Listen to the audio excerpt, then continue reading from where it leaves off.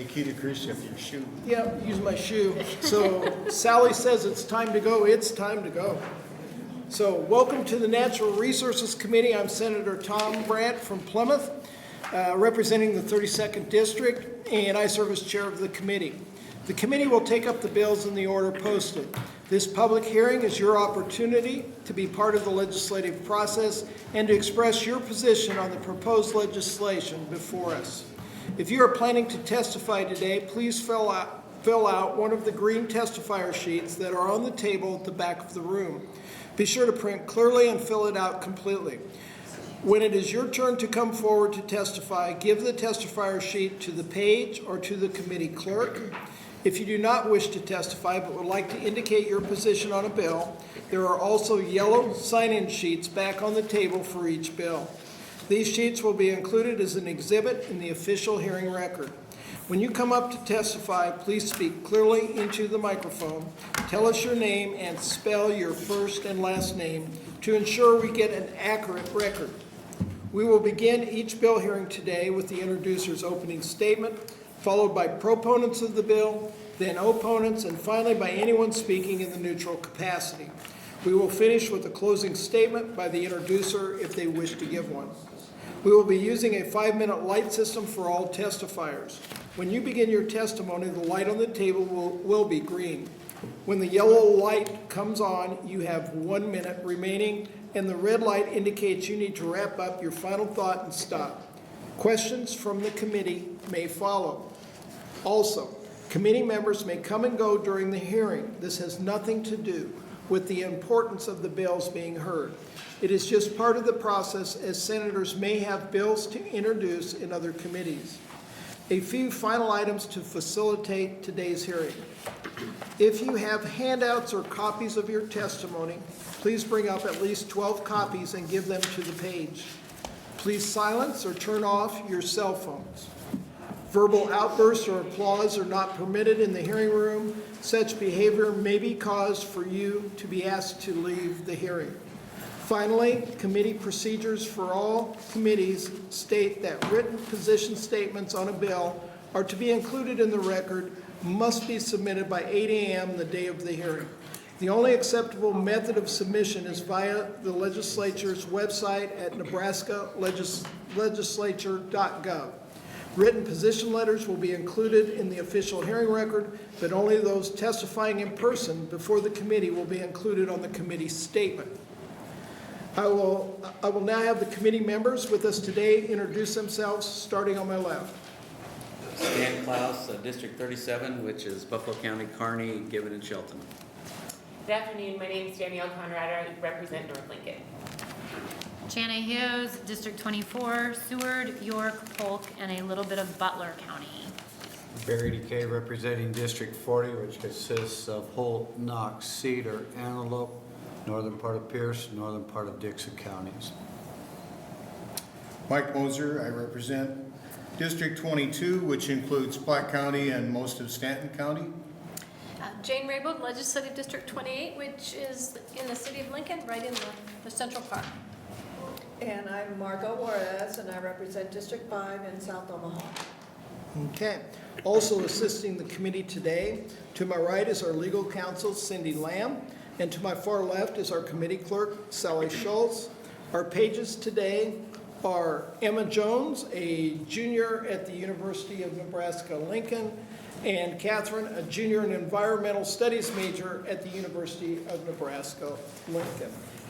And with that, we will begin today's hearing with LB 36, which I believe is mine. So, Vice Chair DeKay, would you take over? Absolutely.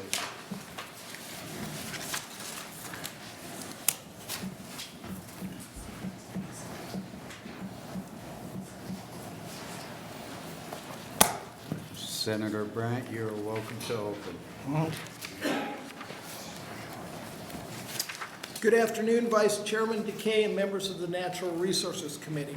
I am Senator Tom Brandt, T-O-M-B-R-A-N-D-T, and I represent the 32nd District.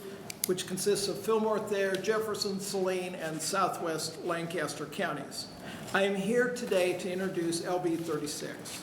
LB 36 addresses defined areas known as wellhead protection areas. Wellhead protection areas are the surface and subsurface areas surrounding a well field, supplying a public water system through which contaminants are reasonably likely to move forward and reach the water well or well field. Wellhead protection areas are determined by the Nebraska Department of Environment and Energy, and their boundaries are available via a website on NDEE. Local entities such as NODs and municipalities implement protective measures for these areas. LB 36 would accomplish two goals. One, the bill would require counties, cities, and villages with zoning, land use, planning, or permit authority to provide notice to the entities that have established wellhead areas of any land use changes, planning or permits requested within a wellhead protection area. In many of our rural communities, the entity required to provide notice is the same as the entity that provides our community with water. There are other areas like Lincoln, where a different county has jurisdiction within the wellhead protection area. In Lincoln's case, it would include both Saunders and Sarpy counties. For MUD, their wellhead protection areas can be found in Douglas, Sarpy, Cass, and Saunders counties. Second, the bill would require cities, counties, and villages to take into consideration the public water supply when making determinations within the defined wellhead protection areas. LB 36 provides Nebraska with the appropriate framework to protect our state's clean drinking water. This bill is likely a work in progress. Most, if not all, the parties in the room today will agree with the intent of the bill. However, we may need to work on the language. There is no desire for LB 36 to slow down the permitting process for things like new roofs or water heaters. However, we do want to make sure those entities with wellhead protection areas are appropriately notified of substantive changes to the area that could affect drinking water. And with that, I would take any questions. Are there any questions from the committee? Senator Mosier. Thank you, Vice Chair. So where'd this bill come from, Senator?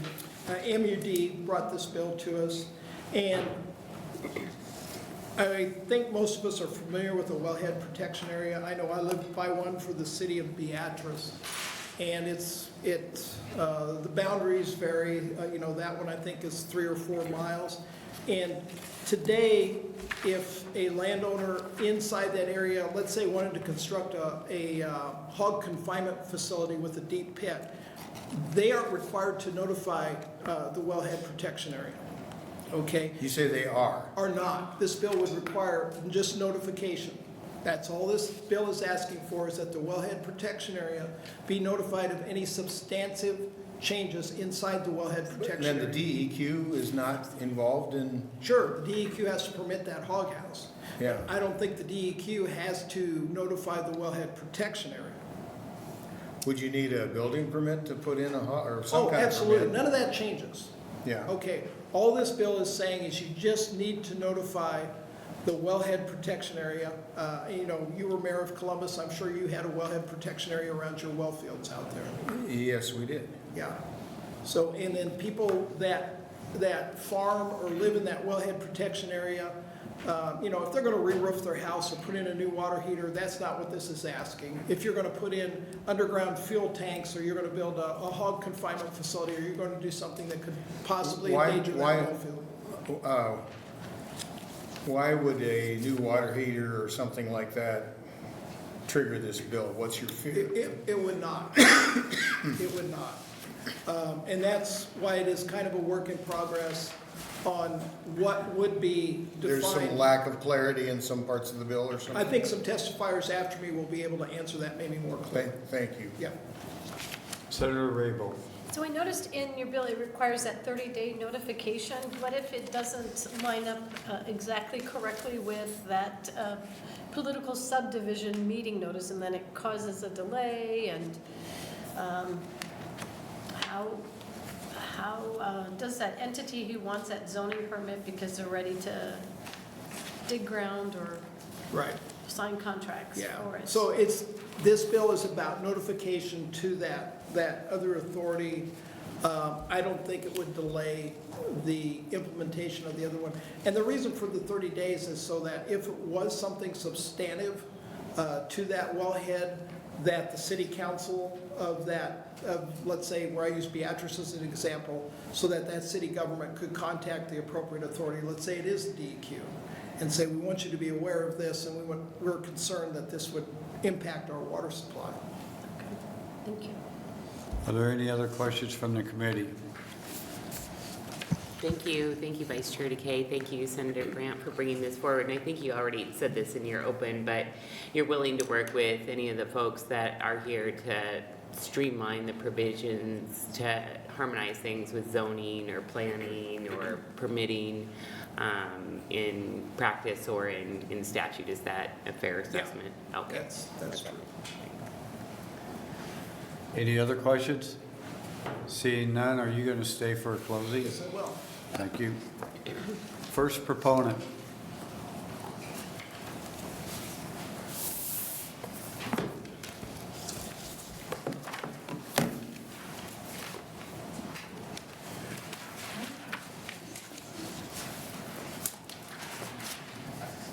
Senator Takei, members of the Natural Resources Committee, my name is Rick Kubat, R-I-C-K-K-U-B-A-T, here today on behalf of the Metropolitan Utilities District, known as MUD. MUD serves roughly 1/3 of our state's population with natural gas and water. I want to thank Senator Brandt for introducing LB 36 and for your consideration of this legislation. This is a simple bill, and it accomplishes two goals, as Senator Brandt indicated. One, it provides notice to water providers when local jurisdictions are considering zoning, land use planning, permitting changes within established wellhead protection areas. Two, the bill requires the public water supply be taken into consideration by local jurisdictions when land use changes are considered within established wellhead protection areas. Wellhead protection areas are critical. These are properties adjacent to public water well fields where hydrology indicates that any contamination in the area could affect the public water drinking supply. Roughly 85% of Nebraskans receive their drinking water from groundwater. Preventing groundwater contamination in wellhead protection areas is common sense public policy. MUD is active in statewide water policy. There have been several occasions where folks in the public water business will refer to wellhead protection areas as toothless creatures. And that is in large part because neither notice requirements nor statutory consideration for the public water supply are part of wellhead protection areas. LB 36 would assure we are adequately protecting Nebraska's precious public water resources when making property development determinations. LB 36 addresses a real issue today. In the last few years, we had a developer that wanted to propose a recreational vehicle park directly adjacent to our municipal well field before a local planning committee. We had concerns relative to how the development could affect the groundwater supply. Specifically, how is wastewater disposal going to be handled? And a desire for necessary contingencies for gas and diesel spills. If LB 36 were in place, it would have made it clear with all the parties involved that due consideration should be made for the community drinking water supply. Happy to answer any questions should you have any. Thank you. Are there any questions from the committee? Senator Conrad. Thank you, Vice Chair. Thank you, Rick. Good to see you. Can you, just to help me to understand a little bit more about the concrete example that you shared with the committee in regards to the RV park and concerns about waste discharge and impacts on groundwater? So what gap exists in the current statutory framework that this bill is seeking to fix? I mean, you had notice of that concern somehow or another. Just help me understand how MUD got notice of that and in the existing structures, and then, you know, how this bill would perhaps strengthen communication on those kinds of issues.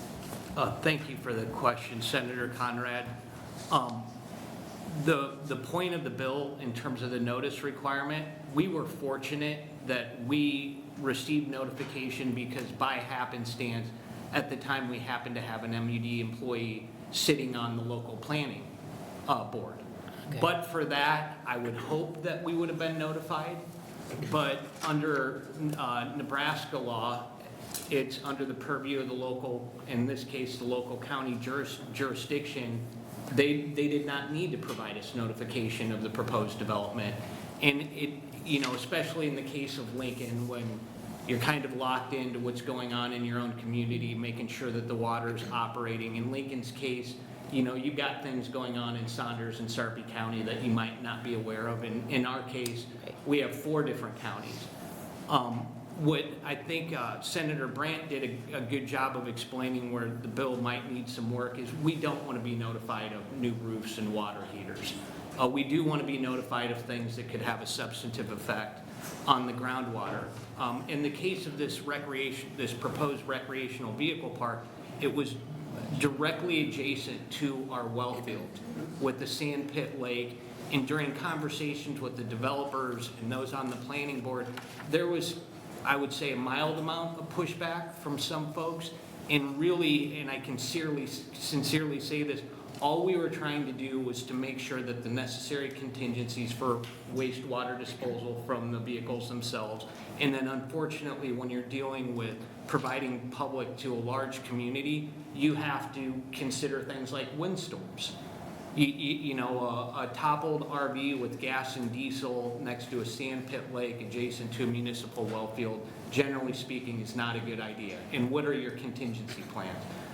Those types of things. And so this proposed bill, I believe, would give a little bit more teeth to the wellhead protections areas, both in terms of notification and just say, hey, it's now in statute when you're considering what you're going to do with these properties.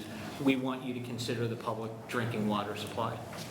Okay, no, that's really helpful. Thanks, Rick, because I think the goal is shared by everyone to make sure that we protect our precious water supplies, right?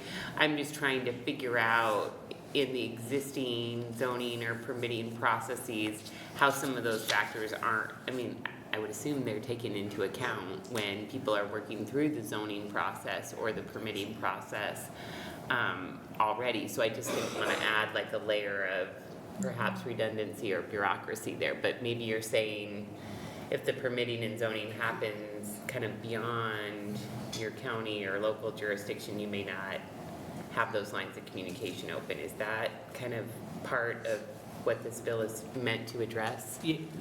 I would say it's twofold. Okay. In a simple sense, we just want to be made aware of things that, if somebody wanted to put a gas station or certain kinds of development, we want to be made aware that is being considered first and foremost. And then the other part, it goes with some degree of common sense that you should take into consideration your community's public water supply. But I believe if we have it in statute as it relates to these specific areas that are shown to be hydrologically connected, I think it puts our local community zoning and planning people and everybody on notice, like, yes, this is something that we need to look at seriously. Okay, thank you so much. Thanks. Thank you. Are there any other, Senator Mosier? Yes.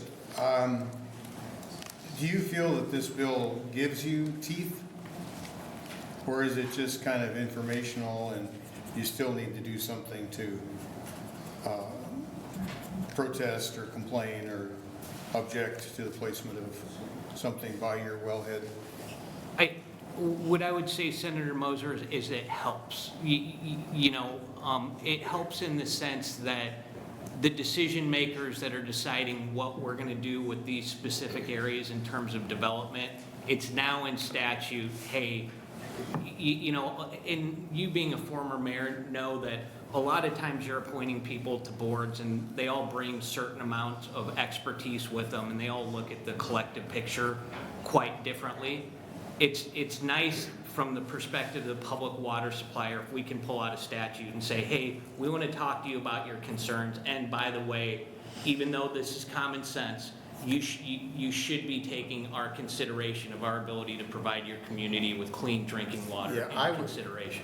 I would think that Senator Brandt's bill is, on the face at least that I can see, a good idea.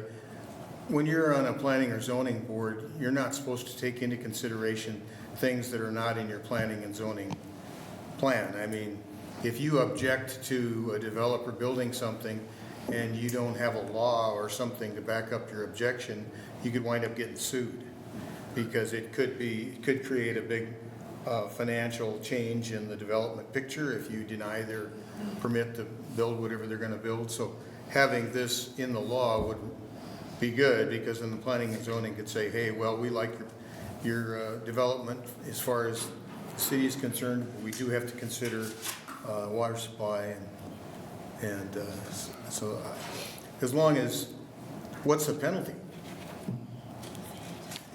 There would be no penalty. I mean, to be blunt and clear, your local zoning, planning, and land use people, they can still move forward and do whatever they want with the development.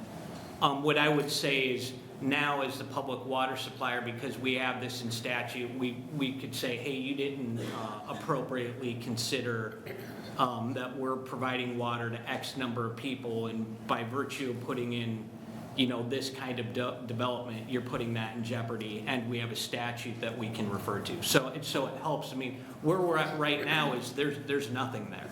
And thus the description of the areas as being toothless creatures.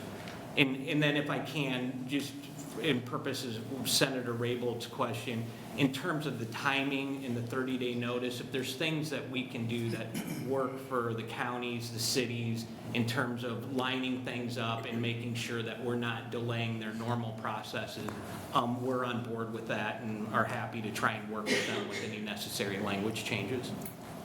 Okay, thank you. Senator Raybold. And I do want to follow up on Senator Moser's concern, because the municipality gives a notification and then it comes back, hey, there's a wellhead there, but the zoning standards are already set and in place that the developer's use is a permitted use in that section. However, like Senator Moser said, the city is in a quandary now, because if they deny it, they could be subject to a lawsuit, because it's not in their zoning ordinances. And so I'm just trying to figure out if the statute preempts their zoning ordinances. I don't think so for certain classes of cities, and I look to Cindy, our legal counsel, but then that would require, like the city of Lincoln, to make sure they do this zoning change to be in line with this new Nebraska statute. Otherwise, that developer has a right to do it. Like you said, they have the right to do it, but there's no recourse if, like, the development harms the water source, and there's no recourse to not permit the developer to do it. Those are good points and good questions, and, you know, I would look to rely on those folks within NACO, or the League of Municipalities, that I would say are more subject matter experts, to see if we can get to a place that addresses those concerns. Are there any other, Senator Klaus? Yeah, Rick, I guess I would assume, because I shouldn't do this, that what you would do, you would know where your wellheads are at, you would know what the protected area is, and you would be talking to that jurisdictional entity and have a checklist on any projects. And it says, it's a wellhead protection area, here's who you contact, here's why. And I would think that the NDEQ would, NDEQ, whatever they are, NDE now, Yeah. would have the authority to say yes or no. Is that correct? Under current law, what I would say is NDE doesn't have a role in terms of the proposed development.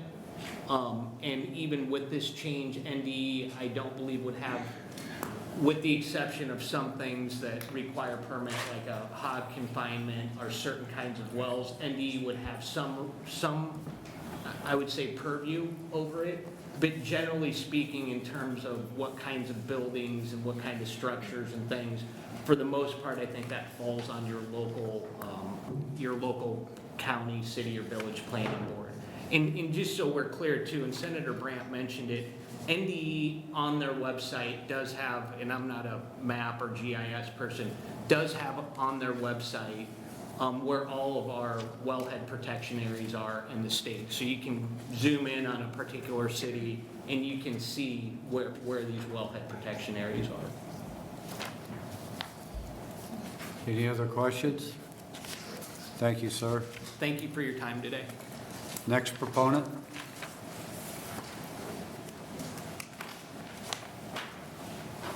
Are there any other proponents? Okay, any opponents?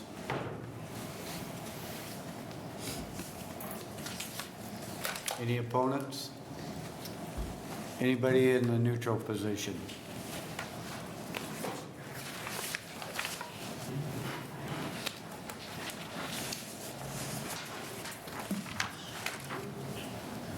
Good afternoon. My name is Lash, L-A-S-H, Chaffin, C-H-A-F-F-I-N. I represent the League of Nebraska Municipalities.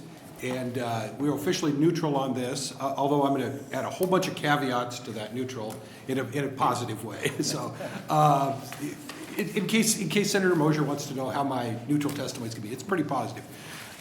Guess who we work with at the League? We work regularly with municipal water supplies. There's almost 500 cities and villages that own water supplies. Guess who we also work with? Zoning officials. On a daily basis, I'm talking to a zoning official. A lot of the letters that were sent in on this, they were shared with me by the folks who sent them in. So I've seen a lot of some of the opposition or neutral testimony on this. I think this can be worked out. I think there are provisions that could be changed in the bill that the zoning officials will not only necessarily go away, I think they'll embrace the concept. So I think, so since the League does work with all of these folks, I'm more than happy to work with Senator Brandt's staff and the interested officials who submitted letters and comments, and try to see if we can come up with some language on this. I think this is an important issue, and wellhead protection is a far more complex issue than people want to think it is. And what MUD is asking for really is notice, and I think that's probably a good start. You know, Senator Conrad, you didn't ask me the question, but you asked Mr. Kubatin. It prompted something in my head that I hadn't thought about. 25 years ago, I don't know that this would have been an issue because people knew each other. Literally, if you were on a planning commission, in all likelihood, you were at meetings and doing stuff with folks from the public water supply. But now with email, I mean, the world has changed a lot. And I think sometimes there's a disconnect with folks doing public service on, they don't necessarily know each other the way they used to. You know, 25 years ago in a Clark's or a Humphrey or somewhere like that, literally the person doing the zoning administration might be the same person running the water system. Literally, they could be the same person. But in the computer world, there's now a disconnect, and I think issues like notice are going to become increasingly important to all kinds of public policy. And those of us who've been in public service for quite a while, we sometimes forget that. So I think this bill has a lot of merit, and if Senator Brandt is interested, I would be more than happy to kind of work with his staff and pull the parties with some zoning expertise together to try to come up with some language. And I think potentially you could probably move a bill fairly quickly, if that's the will of the committee. Are there any questions from the committee? Seeing none, thank you. Thank you. While Senator Brandt, any more in the neutral capacity? Seeing none, while Senator Brandt's coming up. For record comments, there were 4 proponents, 2 opponents, and 2 in the neutral capacity. So like Mr. Chafin stated, we have 500 city water supplies out there, and everyone's a little bit different. I know in my district, we have 43 towns and villages, and you get into water and sewer systems, and it's a tremendous cost for these. It's one of the main costs for these towns and villages, and we want to make sure we don't do anything stupid out there to contaminate it. We are more than willing to work with the league and MUD to modify this bill. So we're happy for their input, and we'll put something together on this. So are there any questions? Are there any questions for Senator Brandt? See none, this closes the meeting or hearing on LB 36.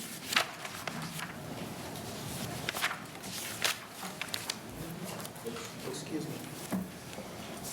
And I forgot to announce, for those of you that are coming to Natural Resources tomorrow, we're moving.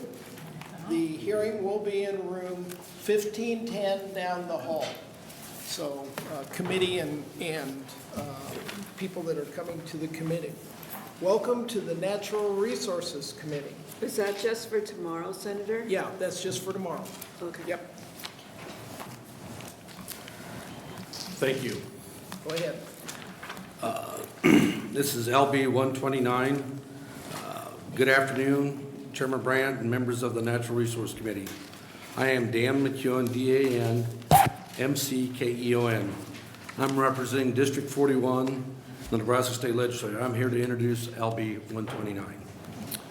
The purpose of LB 129 is to ensure access to the fuels that are legally sold and regulated by the state of Nebraska. LB 129 will protect consumers against mandates and de facto bans on specific fuel types. This does not apply to the placement of the product facilities. Because the bill is so short, we are introducing a white copy amendment AM 76 to LB 129 to replace the original bill. These three small changes don't change our intent, but addresses a few concerns expressed by the Public Power, Black Hills Energy, and the home builders. With these changes, they all have no objections to the bill as amended. The first change is for the Public Power. On lines 6 and 7, the amendment strikes the language about charging stations. The remaining questions on the difference between wholesale and retail rates with EV charging stations, as well as how to build out the infrastructure across the state that needs to resolve beyond the scope of this bill. This is not showing preference for or against EVs. The second change restores the original language on lines 12 and 13 at the request of Black Hills Energy. It now reads restricting or prohibiting the types of fuel sources of energy that may be used. This is still consistent with our goal to protect consumer choice. It may be clear that the original language. The third change, as requested by the Rural Electric Association, adds in subsection C between lines 24 and 25, the language reads, governing an electric utility owned or operated by a city or a village or a public power district, rural public power district, electric cooperative, or public power or irrigation district. As public not-for-profit public utilities, this exemption eliminates several potential conflicts while still allowing the public choice intended by LB 129. As local jurisdictions across the country have adopted climate goals, carbon neutral policies, emission reducing standards, they have sought to achieve these objectives through limiting or banning energy sources, including liquid fuels. LB 129 would prohibit local jurisdictions from taking this type of action.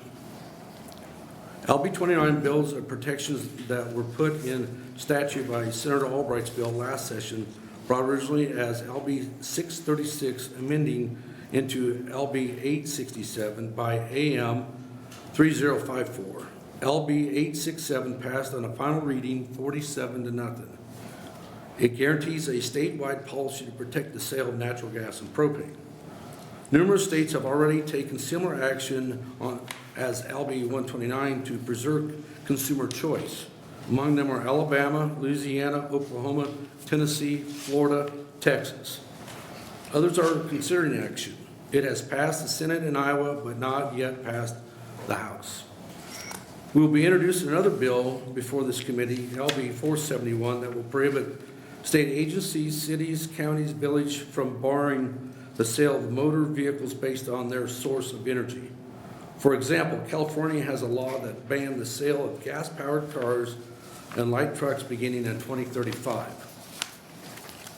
I'm in favor of alternative energy sources. However, the demand for energy is expanding beyond our current capacity, so we need all sources to keep up with the demand, and consumers should have their right to choose. Many farmers, small businesses, middle class, and lower income people cannot keep up with the increased inflated costs for fuel and new vehicles or equipment that would be required with some of these mandates. To maintain and improve the standard of living, they need to still be able to operate used equipment with the fuels needed to run them. Much of this equipment can continue to operate efficiently and cheaply for decades. This is a common sense, proactive bill to help continue develop of energy needed to fuel an expanding economy and allow the consumer to remain in charge of a free market.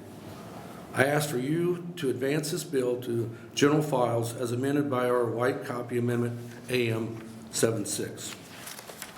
I am happy to attempt to answer any questions you may have. There are several other testifiers that have more detailed knowledge of energy industry that should be able to answer any of your tough questions if you stump me. As I am a rookie, I hope you will hold tough questions for the experts. Thank you. Well, that's not going to happen. So, are there any questions from the committee? Senator Klaus. Yes, thank you, Senator. As I read this, how does this relate to emergency generation? Now, it looks to me like it's talking about distribution systems or propane, which is a distribution system. But when I look at this and taking away local control, and I'm trying to think of an example, if somebody wanted to put a diesel generator somewhere, and you can't have an ordinance on control or codes for closures for diesel, how does that, I'm struggling to figure out how this fits in here, because it says any source, any fuel source, and I can see that being problematic within municipal and jurisdictions. A great question, but the biggest thing this bill's bringing is just to let the consumers have choice. Well, I know, but sometimes that's not. I'll let one of the experts. I want to follow up on that, because it looks to me like we're getting rid of local control on what could be some key issues. Thank you. Okay. Any other questions? Senator Rabel. So, yeah, I'm concerned about local control too. I know in the city of Lincoln, we have standards, we have our climate action plan requiring us to go to low or no emissions, and our big push is to really get, and we've been fortunate enough to get grants for electric buses and buses with compressed natural gas. So we're really focusing on low or no emission type of vehicles for our city. So I'm just trying to figure out how this type of legislation would impact our ability to chart our pathway towards policies that comport with our climate action plan. Well, I'm going to defer again, but at the same time, I want to say that you just got to give the consumers an opportunity. Well, I'm not sure, the consumer doesn't often, they elect officials that make these decisions on how best to use taxpayer money, particularly when we get wonderful federal grants to allow us to do these innovative policies that reduce and lower emissions. So I guess I wouldn't be supportive of things that would limit local authority, local jurisdiction opportunity to make the best choices for the people that they serve. So, and this seems like it really restricts it. Okay. Senator Hughes. Thank you, Chairman Brett. Okay, I think, I'm just trying to get my head around. I think we did this last year, and we said basically, no entity can tell us that you can ban gas, you can ban propane. You're just expanding it to anything else, energy source. You can't ban solar, you can't ban wind, right? I mean, any energy source. Is that how I'm reading this? Because it says a retail marketer of any other energy source. I will, I'll SAF go ahead, fuel, all your if that questions, ends up I'm gonna coming defer about, right? and let the experts answer Fair the enough. questions. Okay. Because I'm not the This is your expert. first bill. Second. Nice. Well, then we can vote. Maybe my last. Then you're not a rookie Maybe my anymore, last. buddy. Other questions? Senator Moser? So, your bill allows the consumers to decide what's best for them rather than some other entity that might think that a certain energy source is the only one to consider. Well, the way I think it's a compromise that the consumers don't get blocked out of their choices of energy. Yeah, that's what I thought. Thank you. Okay, any other questions? Seeing none, will you stick around to close? Maybe. Okay. Let's go to Salty. proponents. Proponents. Oh, darn, I thought I was gonna excuse 1.0. That may be. Welcome to the Natural Resources Committee. Thank you, Mr. Chairman, members of the committee. My name is Craig Schoenfeld, C-R-A-I-G, S-C-H-O-E-N-F-E-L-D. And right now I'm debating if I read the comments I prepared or start going after the questions that were asked. But my name is Craig Schoenfeld. I represent Valero, a leading producer of low-carbon transportation fuels. Today, I would like to share my support of LB 129 and encourage the committee to consider and approve the legislative proposal. Valero is the world's second largest corn ethanol producer and world's second largest producer of renewable diesel. Additionally, in October 2024, we began production of sustainable aviation fuel. Valero has an ethanol production facility located in Albion, Nebraska. Our more than 60 employees produce 135 million gallons of ethanol annually, as well as 355,000 tons of dried distiller's grain per year. All told, our Albion facility has the ability to process 47 million bushels of corn each year. LB 129 would ensure consumers maintain access to their choice of fuels that are legally sold and regulated by the state of Nebraska. Legally sold and regulated by the state of Nebraska. Nebraska is a leader in renewable fuel production, and that production is not only a key driver to the state's economy, but represents significant investment of public and industry resources. Ensuring consumers' access to these liquid fuels should be a priority of the state. Local governments across the country have begun to infringe on the ability of consumers to gain access to energy and fuels of their choice, and in some cases, the use of them entirely. Climate action plans, carbon reduction strategies, or net zero objectives, local governments have begun to use ordinances or zoning laws to limit consumer options or restrict use entirely. This is not only happening in cities like Los Angeles, San Diego, or Seattle, but right here in Nebraska and across the Midwest. The cities of Omaha and Lincoln both have climate action plans. The city of Lincoln, for example, has set its goal to reduce greenhouse gas emissions by 80% by 2050, and they tout strategic climate directions and climate resilience will be integrated throughout city actions and ordinances. The city of Omaha seeks to reduce its greenhouse gas emissions by 45.9% by 2035. Both communities cite a variety of tactics to achieve these objectives: public transit, increased population density, convenient access to bike paths and amenities, electrification of fleet vehicles, and etc. However, at the end of the day, the overall goal is going to be reducing or eliminating those emissions. This would, in effect, give local government those controls to potentially restrict access to legally sold and regulated fuels here in Nebraska, thus the need for LB 129.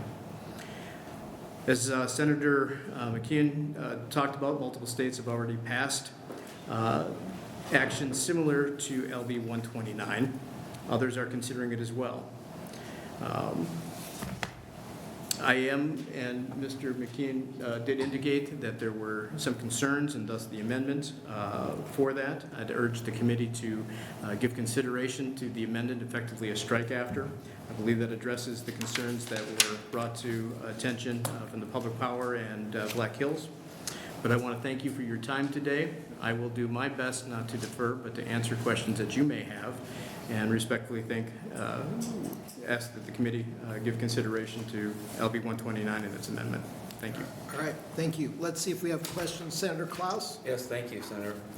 So what you're primarily interested in or directed to is the choice for personal vehicles and those types of restrictions.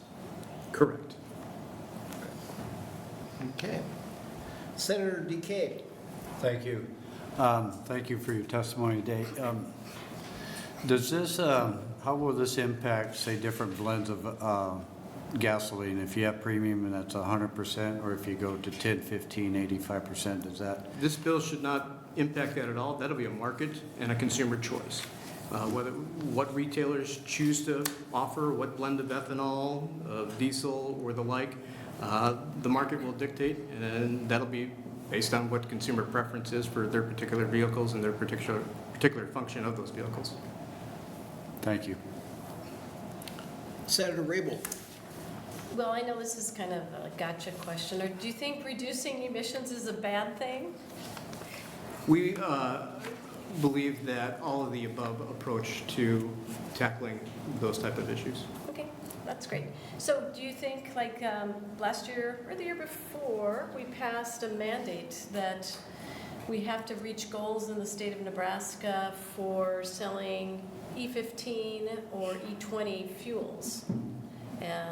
Do you think that is, that's telling the entire state, regardless of what consumers want, that we're required to do that? Do you think that was I'm from Des Moines, Iowa. I made the drive over today. Iowa is certainly all in on ethanol, so I'm very familiar with those incentives, whether it be tax or whatnot. Certainly, the Nebraska economy, like Iowa, has been, sees that benefit of producing and therefore selling more ethanol. But I guess that was one thing that was mandated, that we have to do that. That would not line up to market choices philosophy espoused in this bill. I understand Okay. your point, yes. Okay, thank you.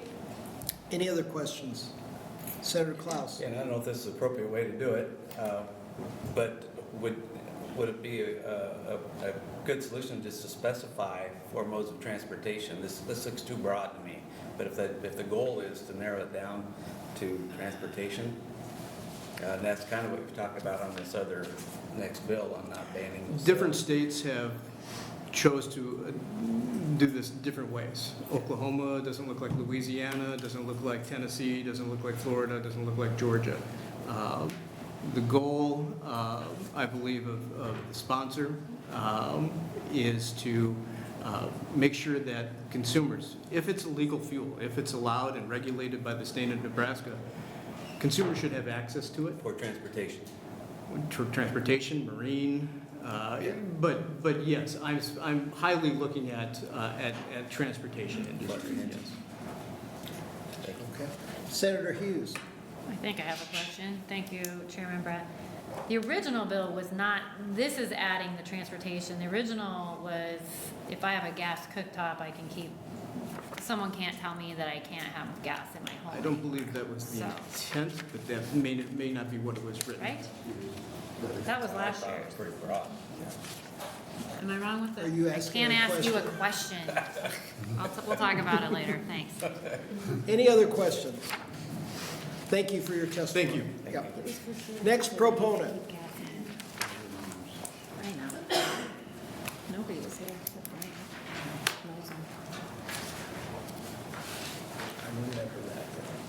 Wasn't that this bill?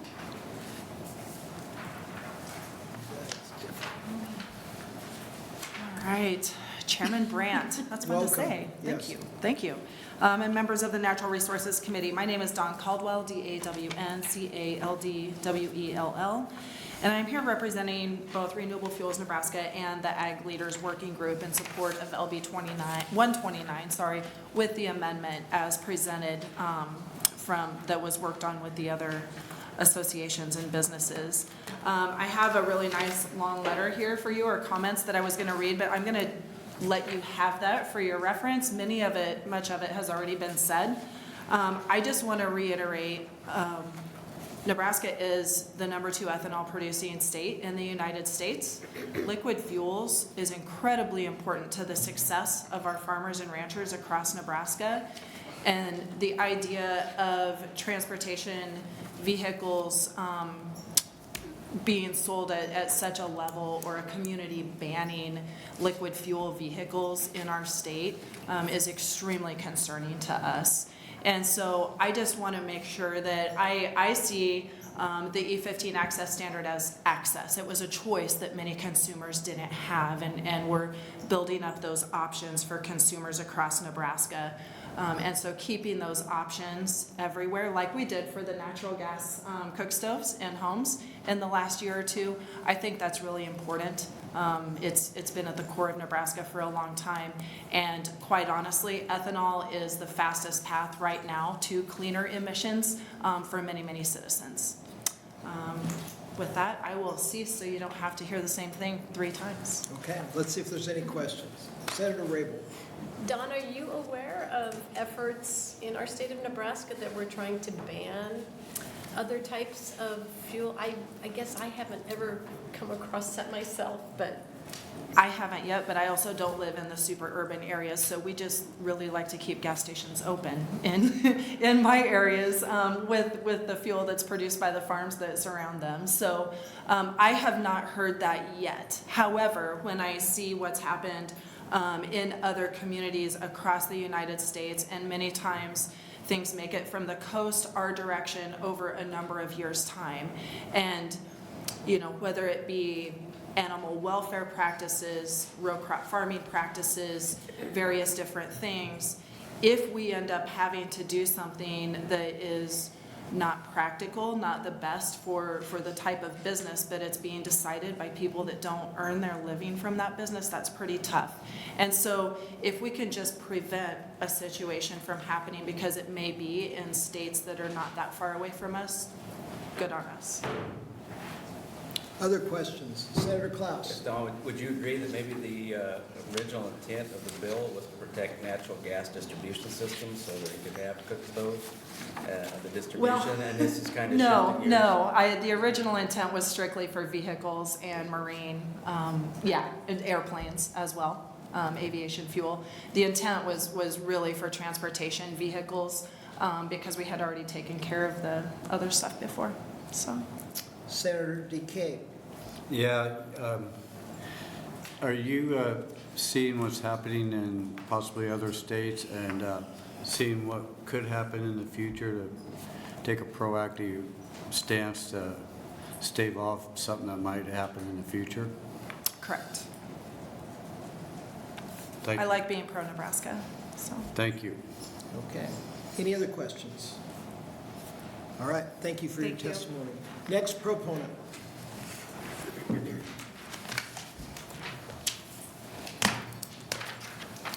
Welcome. Welcome. Good afternoon, Chairman and members of the committee.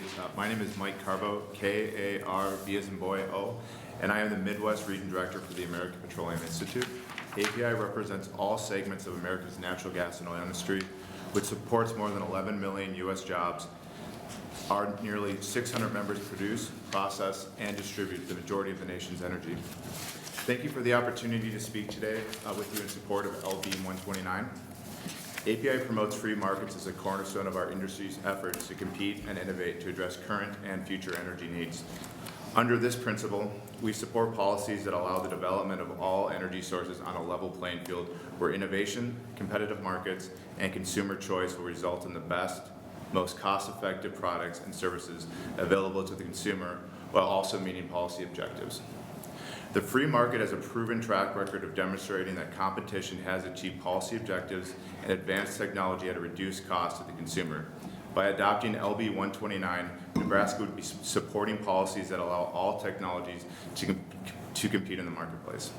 These types of policies can ensure that the most efficient and effective technologies are implemented to promote consumer choice and allows the market to decide which vehicles and equipment best meets their needs. We thank the Senator for his leadership on this issue, which promotes and preserves energy choice for Nebraskans. Thank you again for the opportunity to testify, and I stand for any questions. Okay, let's see what we've got for questions.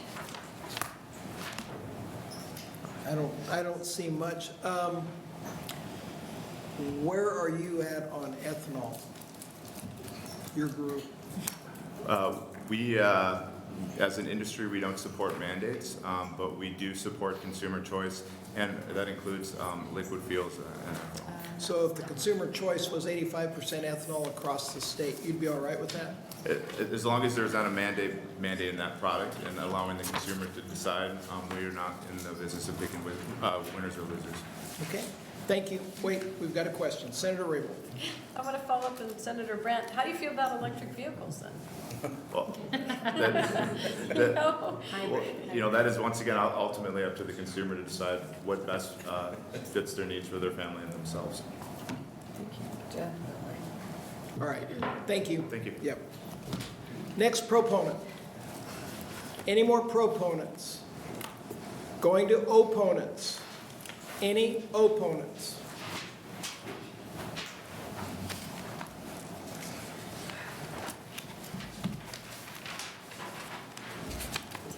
Welcome.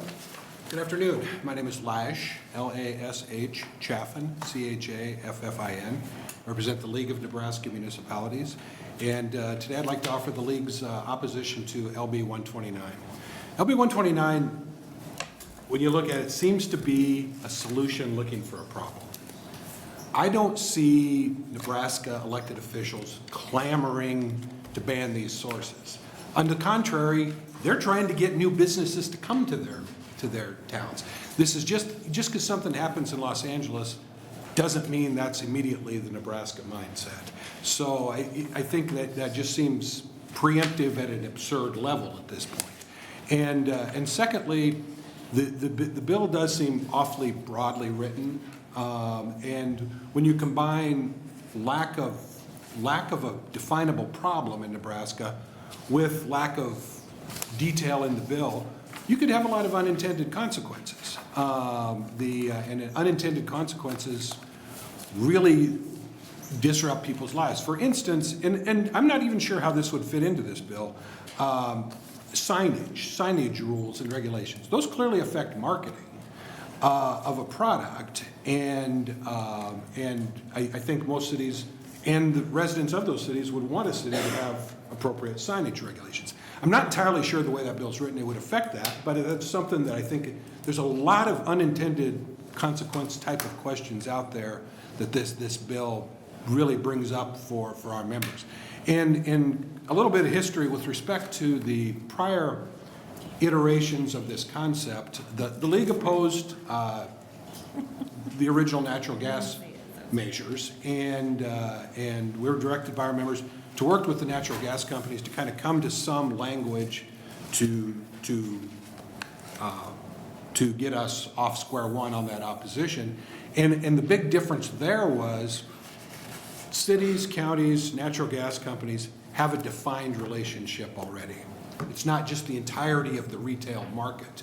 So it was a little easier for cities to swallow some sort of that concept with respect to Black Hills Energy or I'm trying to blank with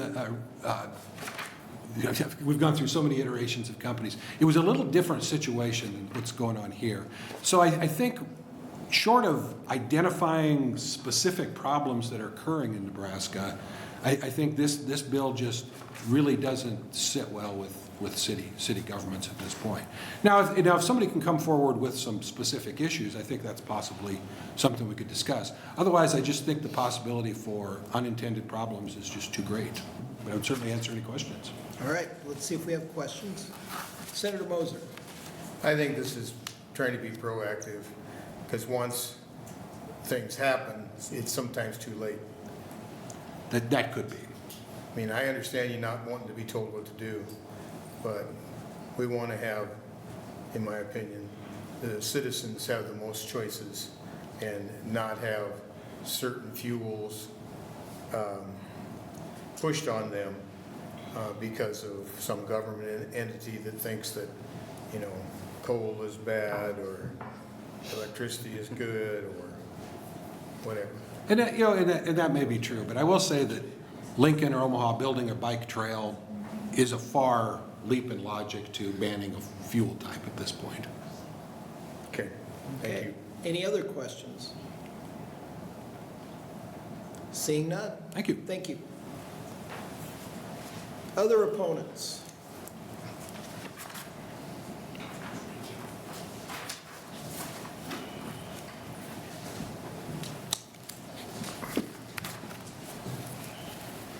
Welcome. Good afternoon. My name is James Dukesher, James Dukesherer. I'm the Director of Government Relations for the Nebraska Rural Electric Association, and I'm testifying today for the Nebraska Power Association. The NPA represents all of Nebraska's more than 165 public power entities. We're here today opposing the green copy of the bill. I want to start by thanking Senator McEwen and staff and Valero for working with us on an amendment that's agreeable for all of us. The language of concern to us in the bill is on page 2. The language states that no county, city, village, or other political subdivision of the state shall enact or implement any ordinance, code, resolution, rule, so on and so forth, that has the effect of restricting or prohibiting any energy source. The concern with that language is that a company, an aviation fuel company, an ethanol plant, an EV charging company, they could say that an electric rate or a demand charge has the effect of, you know, restricting their business. And so we wanted to make sure to remove that out of there. We've been assured that by Valero and by the Senator as well, that public power was not the target of the bill. The amendment that's been talked about already several times in testimony, as drafted, would ensure that that this section doesn't apply to public power utilities, and with that, it would remove our opposition to the bill. Okay, let's see if there's any questions. I see none. Thank you. Any other opponents? Opponents? Neutral. Is there anybody testifying in the neutral capacity?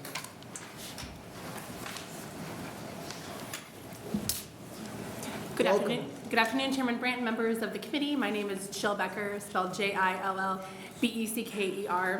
at the registered lobbyist for Black Hills Energy, and I'm appearing before you today in a neutral capacity. We appreciate Senator McEwen and his staff and Valero in working with us. It's our understanding that changing the underlying energy choice bill wasn't the intent of the green copy of the bill.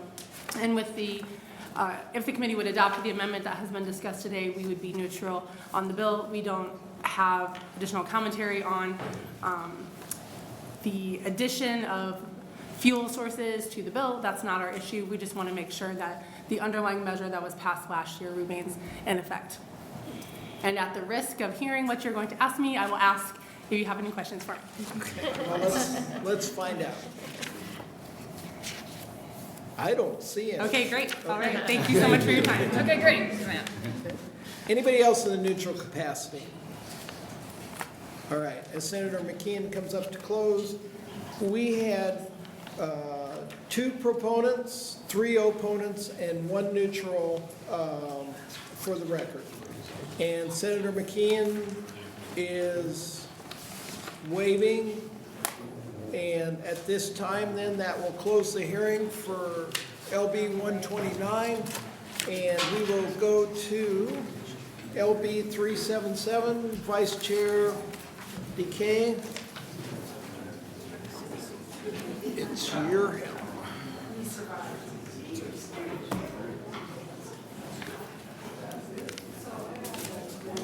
So you guys have gas stations too?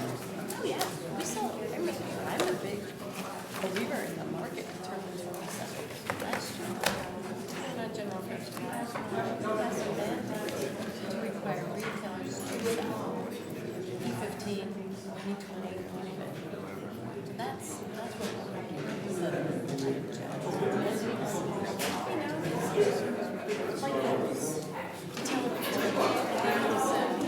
Like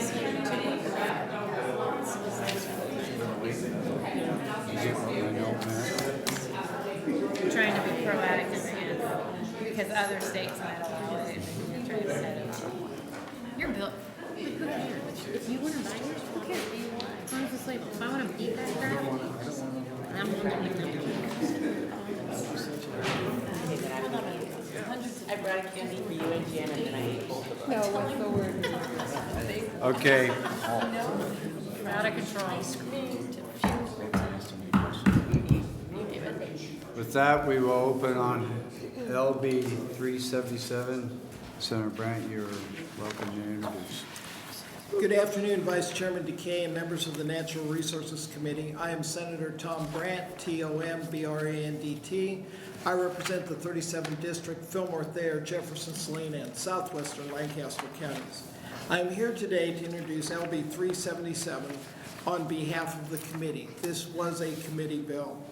Currently, Nebraska Game and Parks commissioners serve a maximum of 2 terms, each lasting 4 years. These term limits were established to ensure fresh perspectives and broad representation in the leadership of this vital organization. However, the role of a commissioner is highly specialized, requiring a deep understanding of the state's wildlife management, recreational development, and conservation strategies.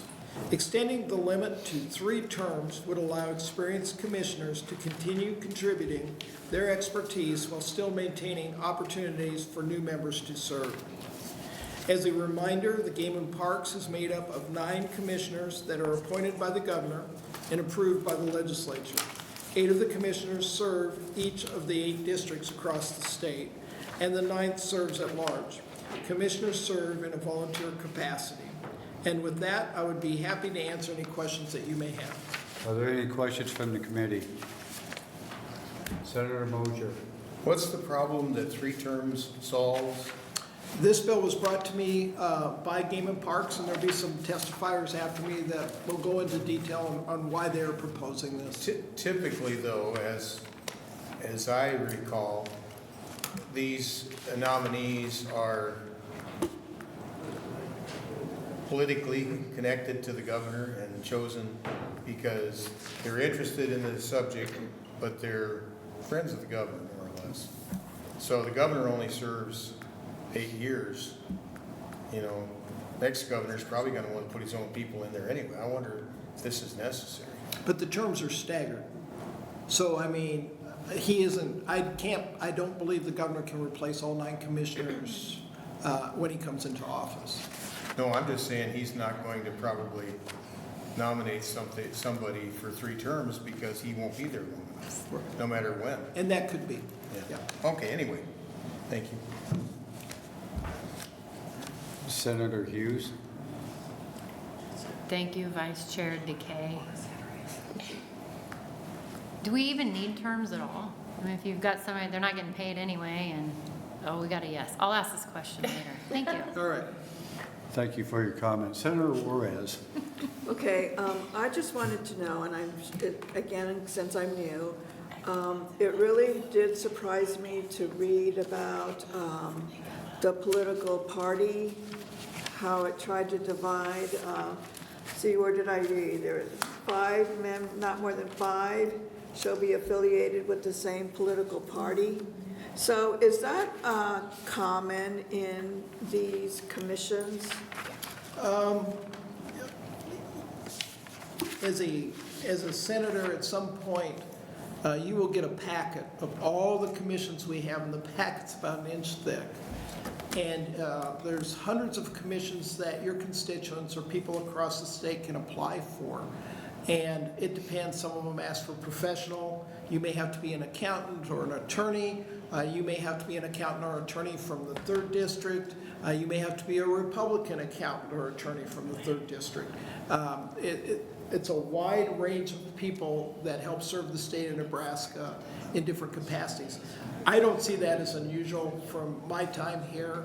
Maybe one of the other senators will be able to comment on that, or the people that follow me and testify. Okay, because the other thing that I was curious about was it says, no person who has served 3 full terms shall be eligible for reappointment. So I was wondering, that means forever? they're never going to be able to go back to serving on this commission? As it stands, the way it is written on this specific board, yes. Do you see, is that pretty normal too with the commissions, that, you know, you serve this time period and you can never be again? I'm not an expert on all the other commissions, but it's pretty typical Okay. of what we've seen. And in your capacity on this committee, you're going to see the Power Review Board, you're going to see Game and Parks, DNR. We had some appointments the other day for the underground excavation board, the newly created board on that. Depending on how it was written up, it may indicate whether you're a Republican or a Democrat, but quite often it seems to be more divided from the third caucus, second caucus, or first caucus. And you can ask the testifiers how their 8 districts are divided. Okay, thank you. Yep. Thank you. Senator Yes, Klaus. Thank you, Senator. This may just muddy the waters, so it might not be worth talking about, but I like the 3-term lifetime. So if something happens and you got a life experience, or maybe some experience that somebody was served a couple terms, something comes up, and you know, Mike Flood, for example, he's gone, came back. So have a lifetime as opposed to consecutive. Right. Or Senator Conrad. Yeah, that's what I'm saying. So to me, I like that, but I don't even know if we need to mess with it now, but to me, that makes some sense. All right. Any other questions from the committee? Seeing none, are you going to stick around for Yes. closing? First proponent.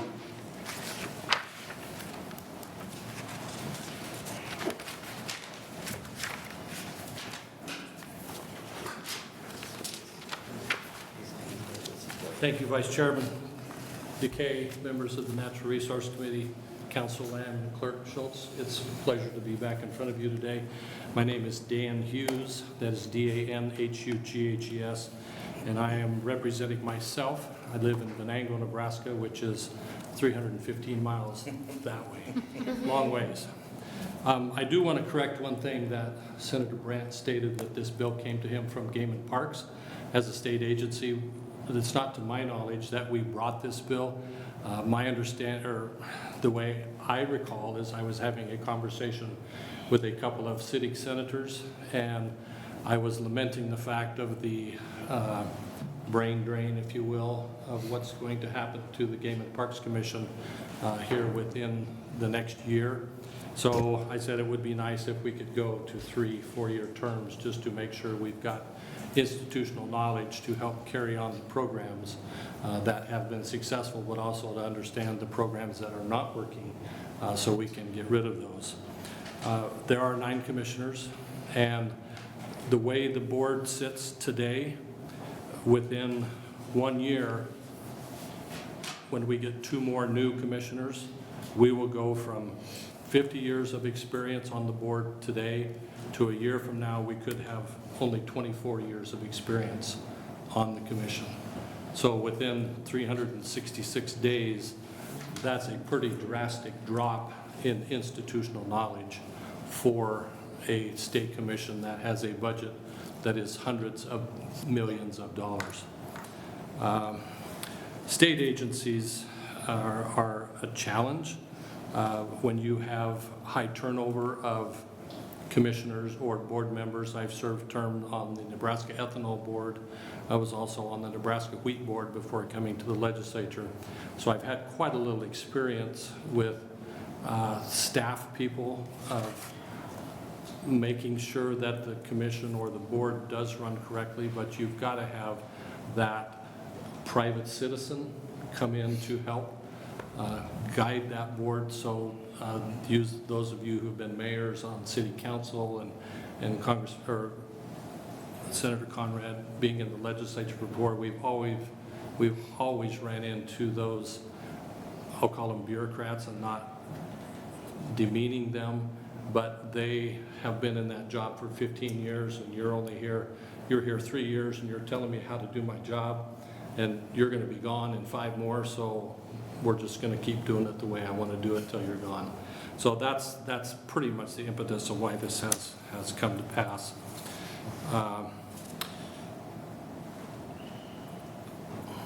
a quote from Anthony Schutz, who's a UNL law professor. My daughter found it the other day on X. He said, "Term limits mean bad ideas recur more frequently." Well, and when Senator Conrad will, I'm sure, agree with me, and the senior member behind me and you junior members, we see that a lot. The same bills keep coming back and back. The same ideas keep coming back and back.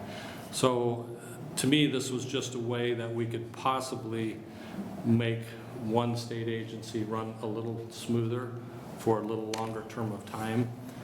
The question about the governor appointing, the governor, he has 8 years, so if you're going to serve as a commissioner for more than 2 terms, you're going to have to be appointed by 2 different governors. So, and your point about the good old boy club, our most recent appointee, to my knowledge, had not met the governor before he was appointed. Let me back up. He was interviewed, but he was not someone in the governor's friend circle. He was someone that the commission had found that filled a niche that we and the governor were hoping to fill on our commission. So this was not someone that was, I would call a friend to the governor. He may be now a great guy, but it's not always a political favor, if you will. But that's up to the governor because that's his job. So with that, I'd be happy to answer any questions. Are there any questions from the committee? Senator Klaus? Thank you. Now, just to reinforce the point that every 4 years, they have to fill out an application and go through the process again, just like in the Natural Resource Commission, any of you. So there's always a chance that you made them mad in the interim. You may not get appointed. There was one, when I was chairman of this committee, there was one commissioner who made it in 25, 24. So it was very close. Yeah. Any other questions? Senator Hughes, any revision? Totally. I have to ask the old Senator Hughes a question from 2.0 Senator Hughes. So back to, I kind of said that to Senator Brandt. So we're talking about going from 2 terms to 3. Why not unlimited? There is value Because there is an to- appointment every 4 years, so the Yes. governor could be like, "Dude, this guy's been on here 30 years, or do the math, 28 years. I don't know. There is benefit to term limits to a point. Okay. There does need to be fresh blood. You know, when the challenge that you have being a long-term commissioner, I mean, you get to be buddies with the staff and you want to take care of the staff. And sometimes it does create some blinders. You don't want to crack down on your friends to make a change. So, you know, if it wouldn't have been for term limits, I never probably would have gotten to the legislature. So there is a point, and we've got to find that happy medium, I think.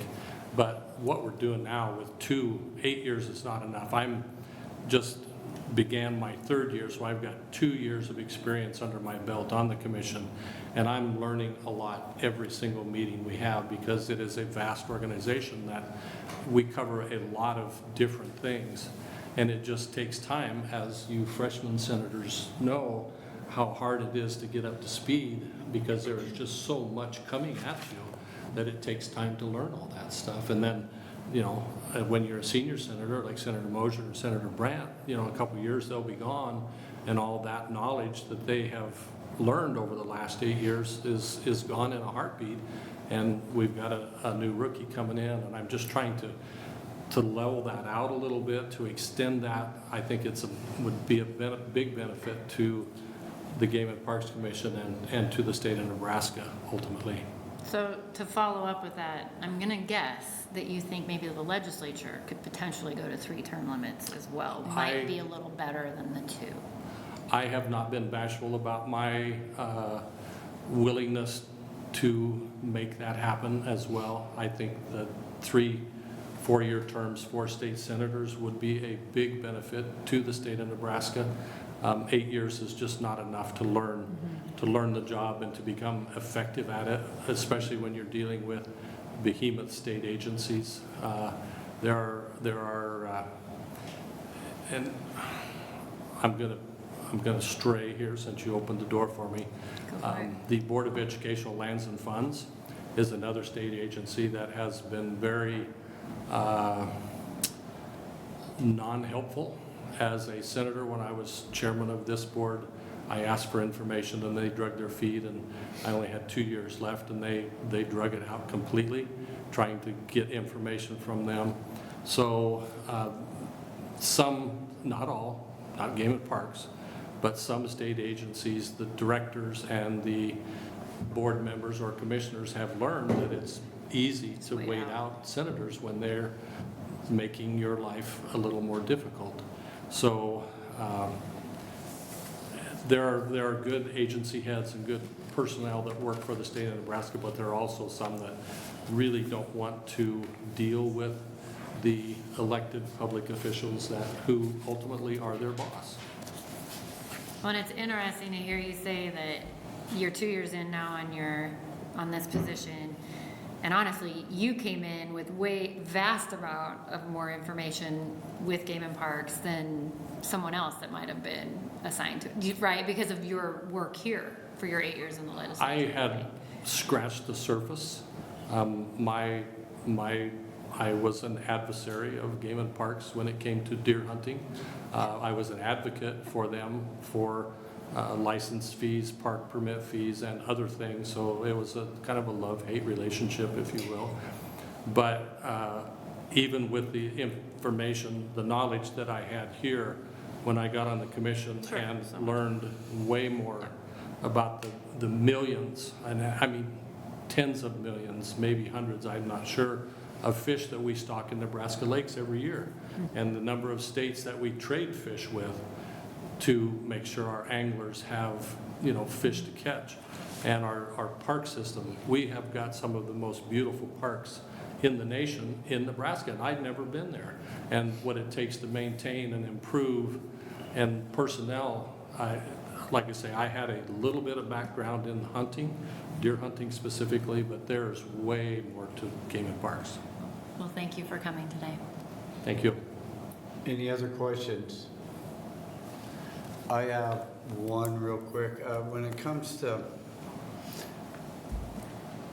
going to three terms, 4-year terms on Game and Parks, how would this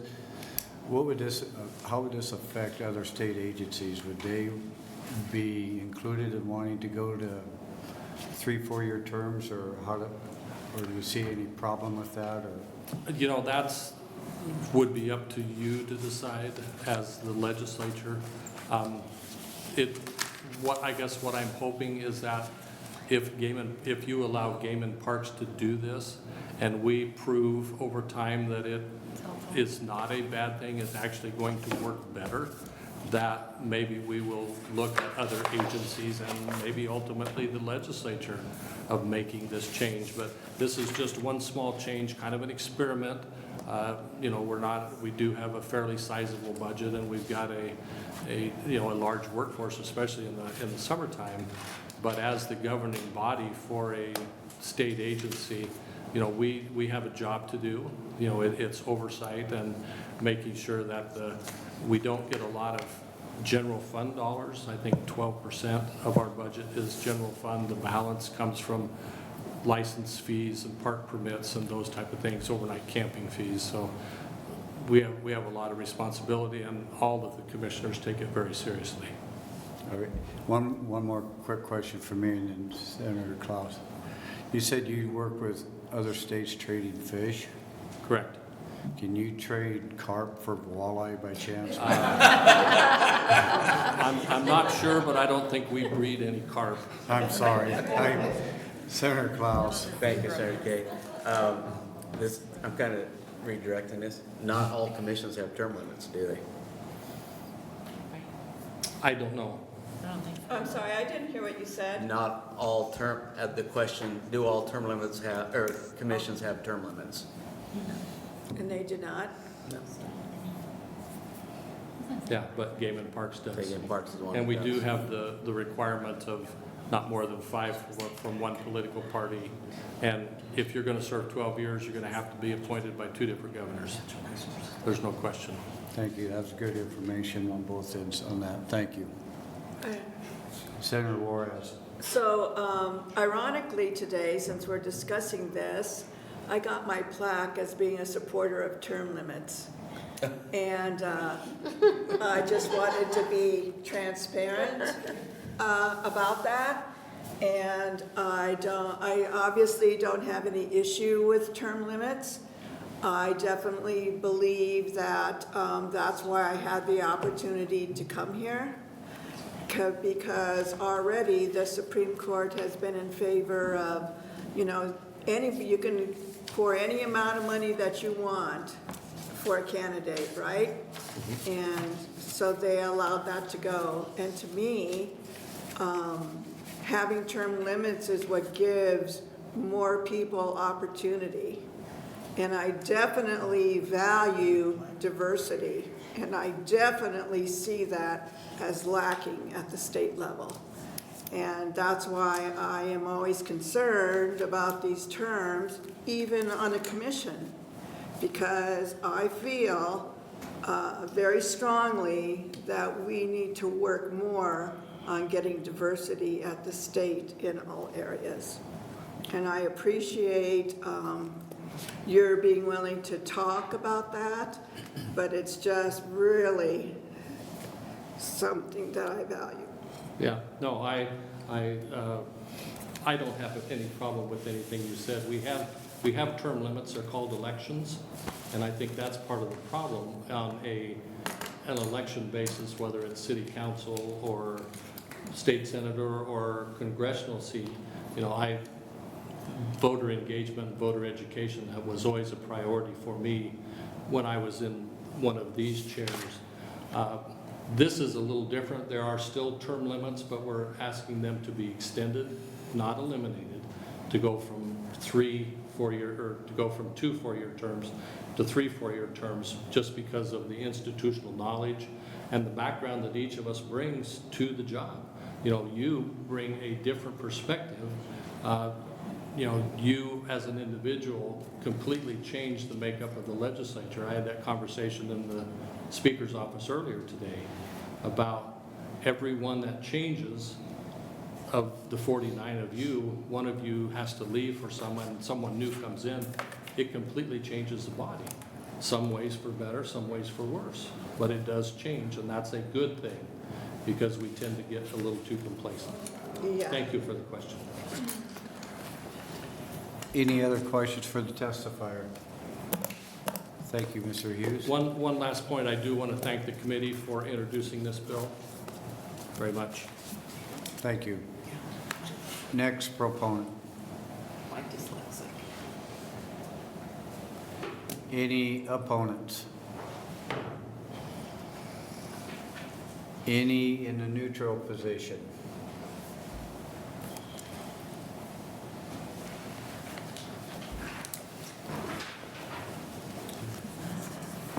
Thank you, Senator Decay. My name's Timothy McCoy. I'm the director of the Nebraska Game and Parks Commission, TIMOTHYMCCOY. Simply came up in case there were any questions you had for me. Are there any questions for the testimony from the committee? Senator Klaus. Can you address his earlier question about the walleye? I just said. The answer would be no. We can't pull that off. Nobody's going to give us walleye for carp. Was that your question? Yeah. Okay. Any other questions for the testifier? Seeing none, thank you. While Senator Brandt comes up to close, record of comments, there were no proponents, no opponents, and no one in the neutral position. So this is a committee bill, and if some of you remember, maybe on the floor I asked for, it has to have 5 co-sponsors to be a committee bill. The only reason it wasn't a personal bill at that time, I was bumping up against 20, and then subsequently we had several bills that we decided not to introduce, otherwise I would have done this myself.